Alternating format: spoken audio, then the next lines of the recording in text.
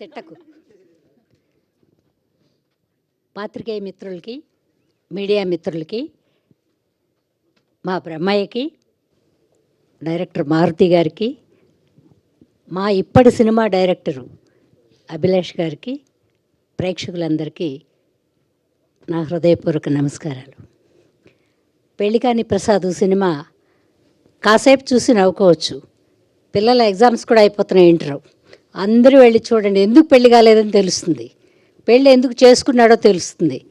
అయితే సినిమా చిన్నది అని నేను చెప్పను, కానీ సినిమాలో కూర్చున్నంతసేపు ఒక్క సీన్ కూడా మిస్ అవ్వకుండా నవ్వుతూనే ఉంటారు. రకరకాల క్యారెక్టర్లు ఇప్పుడు జరిగే సన్నివేశాలకు దగ్గరగా ఉన్నాయి. చాలా బాగా తీశారు. మా వాళ్ళందరూ చాలా బాగా యాక్ట్ చేశారు. అంటే మహానటులు లేరు, కానీ ఒక మీడియంగా ఉండే వాళ్ళందరూ ఉన్నారు.